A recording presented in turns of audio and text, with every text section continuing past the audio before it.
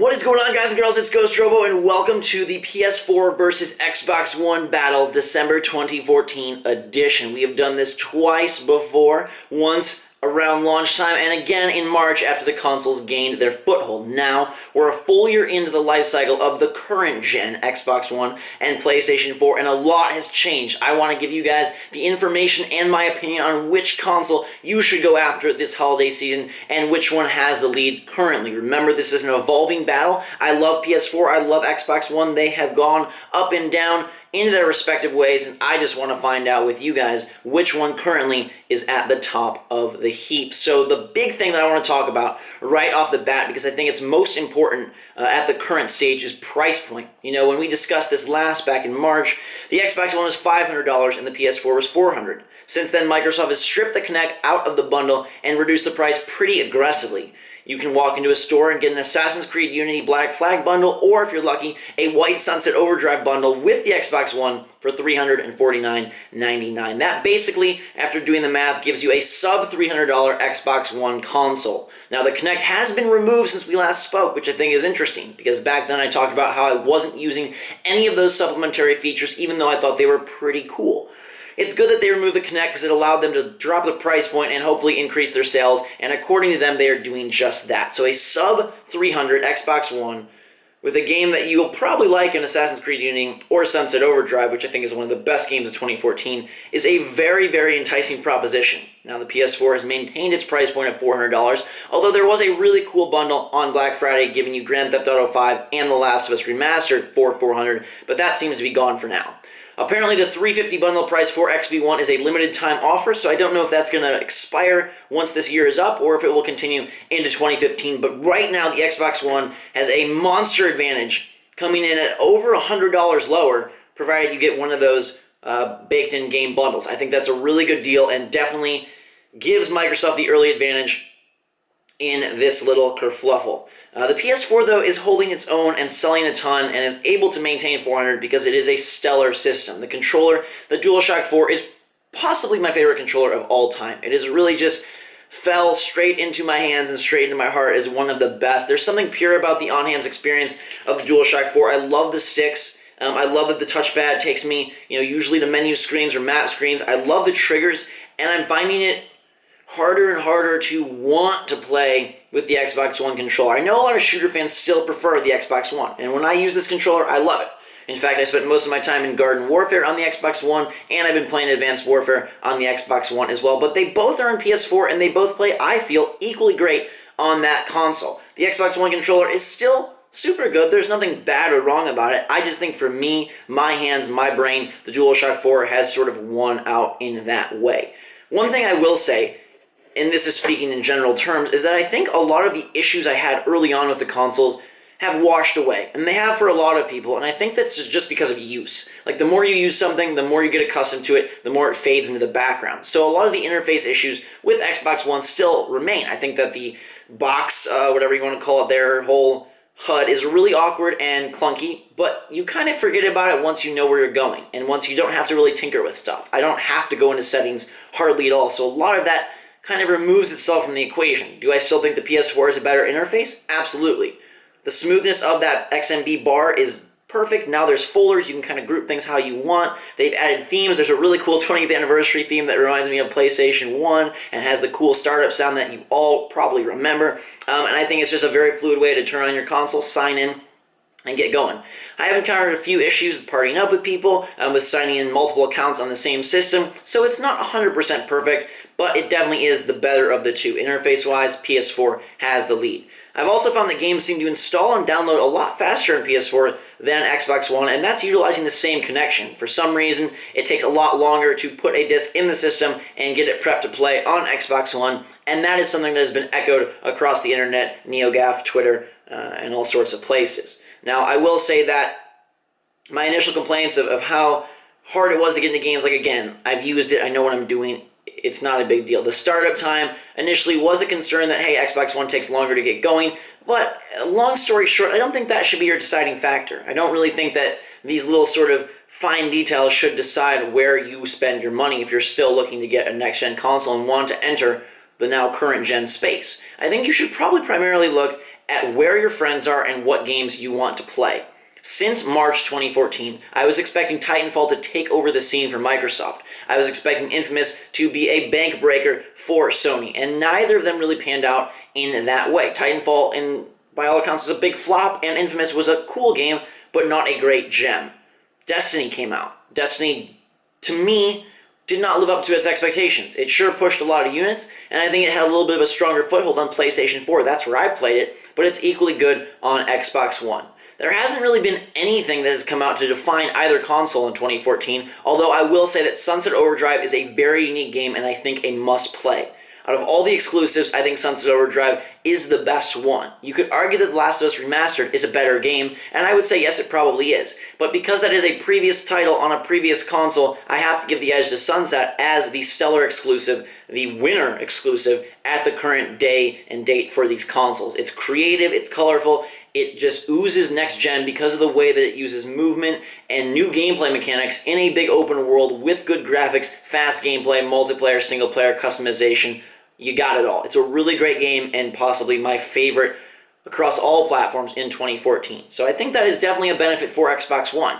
Sony had one of the most lackluster E3s I've seen in a long time from a platform holder. They didn't really announce anything coming out this year. The Order 1886 got delayed. Little Big Planet 3 came out on both PS3 and PS4, and I don't think really turned many heads. And other than that, they didn't have a whole lot. They still stay strong in the indie scene, although Xbox is definitely gaining ground in that space.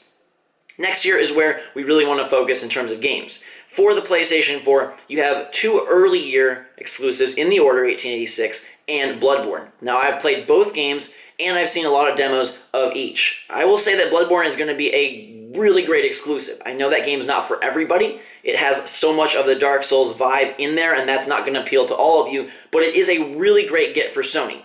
I don't think The Order 1886 means as much. It's a beautiful game, possibly the best looking one we've ever seen, but there isn't a lot of substance there. And I keep hearing that it's really glorious and gorgeous, but you play for a couple minutes, watch a bunch of cutscenes, play for a couple minutes, and it's so fragmented and you're fighting in such confined spaces that it's not going to score better than a 6 or a 7, in my opinion. Bloodborne definitely is a great early year title for PlayStation 4. I don't really know what Xbox One has planned early year. They've secured some early time stuff with multi-platform games, the Evolve beta, so on and so forth. They're pretty good about that, but there's nothing that screams, oh my god, buy an Xbox One in Q1 2015. Now, Quantum Break I think looks really great, and that's supposed to come out in 2015 for Xbox One. That's from Remedy, the people that made Alan Wake, and it looks awesome. There was a gameplay demo at E3 that I thought was spectacular, but that has been silent since, and I don't know when that's releasing.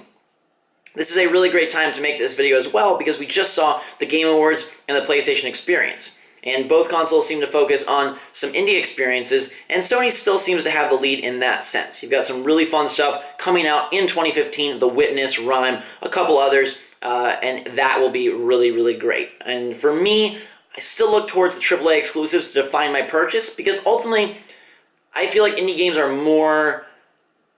they're extras. It's kind of like the icing, especially because a lot of them release on PC, and if you really wanted to play them, you could experience them that way as well. Where we get really interesting is in the fall of 2015, when you will have Halo 5 coming out for the Xbox One and Tomb Raider 2, whatever the subtitle is called, Rise of the Raider, Rise of Lara. Lara gets even more awesome. And then PlayStation 4 has Uncharted 4, and it has to have some other games. We know that there's going to be more coming from it. And we'll probably see that at E3 2015. But just judging on those, you kind of have to look, if you are a big Halo fan, that should really dictate your purchase. If you are a big Uncharted fan, that should really dictate your purchase. And I think at this point in the life cycle, both consoles stand on their own as really solid systems. I don't think Next Gen has impressed me as much as I wanted thus far, but the games are looking better and better as the months pass, and I don't think you can go wrong with either console. A lot of it comes down to your personal preference with game exclusives and where your friends are. This is crucial. I've seen a strange shift in my friend space where people initially started on the PS4 and now have jumped to Xbox One. I think there are so many problems with the Xbox One party system, but for some reason a lot of people play there because I think they're just more comfortable due to the Xbox 360's success and non-YouTube friends jumping into the next gen on Xbox One. That lower price point can do that. You get a great deal on AC Unity bundle, you're going to see your friends hopping in on that side. It definitely gives Xbox One a little bit of love in that department because people are very familiar with the multiplayer experience of Xbox 360, and while I don't think it carried over as well, they still seem to glom onto that side of the equation. That's something I also will touch on. I'm very shocked that these consoles have seemed to have gone backwards in some of their online functionality. Like, you had a perfect system on Xbox 360. Why could that not be replicated? Why could that not be achieved? There's some things that are just quirky and weird and difficult, and I still have trouble, like I said, when I try to record videos with other people, of getting in parties, getting in games, getting kicked out. Do we join the game first, join a party? Why aren't you here? Why aren't I here? And those are issues that should be totally resolved and I shouldn't have to think about. But I will say that these consoles do one thing best, and that's play games. And so a lot of that secondary, tertiary stuff has floated out the window for me, and I'm focused on what I really want to do with them, which is play great games. Now, I have gone much more digital this year than I have ever before. I find it very convenient to have these games just downloaded on the system, be able to switch at ease, but storage space becomes an issue. The PS4 is a 500 gigabyte system, and I replaced it with a 2 terabyte hard drive, so I have a lot of space on there. I would highly recommend you look into doing that for yourself if you're going to be a big game player and plan on getting a lot of downloadable titles for PS4. Xbox One is a little trickier in terms of hard drive, but I do have the Advanced Warfare Edition, which gives me a terabyte and makes me feel a little bit safer. Once you start downloading a game like the Master Chief Collection and its day one update, you'll realize how fast these systems fill up, and you're inevitably going to need more storage. I assume this console generation is going to last 5, 6, 7 years, around there, even 4, 5. You're going to fill it up. And I've had to delete games and re-download games quite a bit, which is kind of annoying and a bummer on both systems. And it's become a problem on Wii U, as they have adopted sort of the pre-order, pre-download, pre-install system as well. I think it's a great system. I love having the ability to just go on there and the game unlocks at midnight and don't have to go to the store and it's just ready for me. That's really wonderful. But storage does become an issue, and neither of these guys really gain an advantage. You probably know what's coming since I mentioned Nintendo, and this is the moment where I tell you I really think that the Wii U had the best year in 2014. In terms of its exclusives, in terms of what those exclusives did and how they fared, Mario Kart 8, Super Smash Bros. Wii U, Bayonetta 2, Captain Toad, like there was a lot of really good stuff this year on Wii U, and it still maintains like the best lineup of exclusives, the highest rated, the most unique, the most diverse in terms of gameplay. You can get a lot of good stuff on Wii U, and I still would call back to the early lineup of Zombie U, of Nintendo Land, of Super Mario 3D World from last year. A lot of stuff that I think are still stellar games today. I really would recommend you dive back into the PS4 or Xbox One launch lineups unless you're really attached to a certain series. Killzone was meh, Rise was okay, Dead Rising was kind of cool, Knack was fun for a while, but I don't think there was really anything spectacular that you need to go back and grab. Call of Duty did really good this year. Assassin's Creed Unity had a ton of problems, but it is still fun. Far Cry 4 is a good game as well, but these are all multi-platform. So we're now coming to the point where we need to decide what we want to pick as our winner, right? There's good and bad about both. A lot of the smaller issues have kind of washed out the window. I've covered some of the upcoming releases, and it doesn't seem like one is really winning out, because even though this weekend Sony secured the exclusive rights to Street Fighter V on console, and Microsoft has done the same with other franchises, I don't feel like at this point in the industry, any of those are really like system-selling deal breakers. Sunset Overdrive, I think, is a must-play. I'm sure Uncharted 4 will be a must-play, and that will have to come up to your personal preference on which lineup you think aligns more with your likes and dislikes. I can't tell you if you're going to like Halo 5 more than you're going to like Bloodborne, more than you're going to like Quantum Break. You're going to have to kind of list those out and figure out for yourself. So if you're looking to buy a console this holiday season, the most important thing I think you can do is to write out which games you want for each console. Make a list for PS4 and Xbox One of games in 2014 that have already released and games in the upcoming 2015. See which one has more. Also, make a list of your friends and find out which consoles they have, and that might help influence your decision as well. I'm going to make a strange choice here because I have to kind of give my allegiance to one or the other at this point, this very moment. And I'm going to say, because of the price point, and because of Sunset Overdrive, and because of the fact that I feel like a lot of the issues have sort of seeped into the background, I'm going to give the current advantage to the Xbox One. At $350, if you can pick up either the Assassin's Creed Unity bundle or the Sunset Overdrive bundle, I think that is the better choice at this moment, because neither console has done enough to diversify itself or differentiate itself from the competition. PS4, I think the controller is better. I think the interface is better. You can't go wrong there.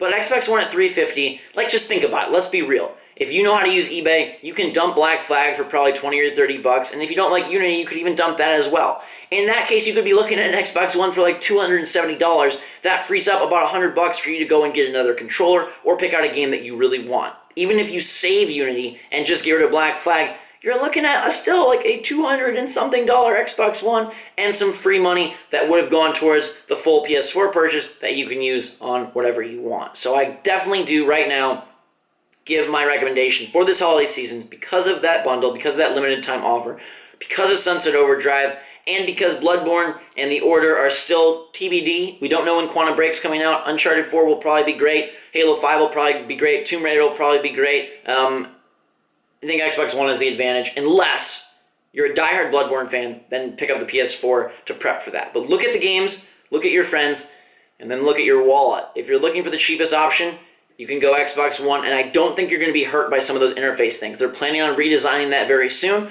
Even if there isn't improvements, it's something you can get over. Early on, we were so into these consoles and so excited about next gen that every little detail seemed to matter an incredible amount. But now they've kind of shrunken down to size, and you realize that they are just mice instead of giant rat kings, and you can really deal with them so long as you're not totally impatient.